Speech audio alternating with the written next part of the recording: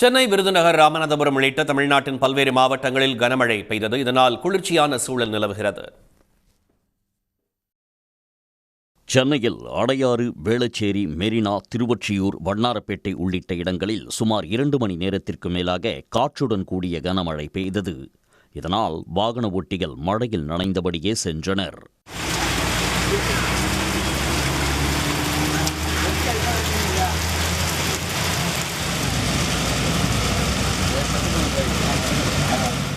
கரூர் மாவட்டத்தில் காலை முதலே வெயில் வாட்டி வதைத்து வந்த நிலையில் திடீரென மாலையில் கருமேகங்கள் சூழ்ந்து பரவலாக மழை பெய்தது. மழையால் பள்ளி முடிந்து வீடு செல்லும் மாணவ மாணவிகள் மற்றும் வேலை முடிந்து வீடு செல்லும் பொதுமக்கள் அவதிக்குள்ளாகினர்.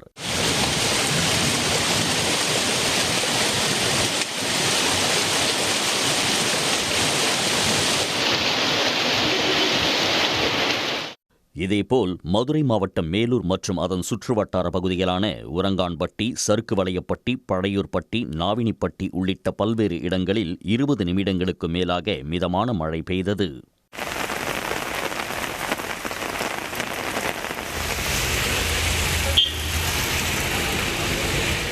விருதுநகர் மாவட்டம் அருப்புக்கோட்டை, பாளையம்பட்டி, ஆத்திப்பட்டி, கஞ்சநாயக்கன்பட்டி, செட்டிக்குறிச்சி மற்றும் அதனை சுற்றியுள்ள பகுதிகளில் இடி மின்னலுடன் கூடிய கனமழை வெளுத்து வாங்கியது.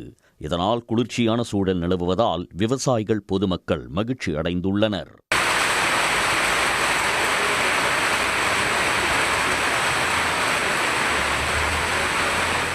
ராமநாதபுரம் மாவட்டம் அரண்மனை, புதிய பேருந்து நிலையம், பாரதி நகர், அச்சுந்தன் வயல், வாளாந்தரவை, பேராவூர் உள்ளிட்ட பகுதிகளில் பரவலாக மழை பெய்தது.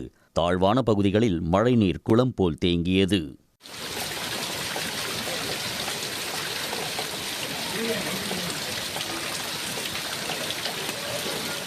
தெற்கு அந்தமான் கடல் பகுதிகளில் இன்று குறைந்த காற்றழுத்த தாழ்வு பகுதி உருவாக வாய்ப்புள்ளதாக வானிலை ஆய்வு மையம் தெரிவித்துள்ளது.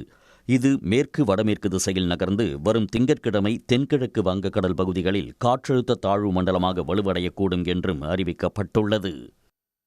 உடனுக்குடன் செய்திகளை தெரிந்து கொள்ள சன் நியூஸ் பெல் ஐகானை கிளிக் பண்ணுங்க.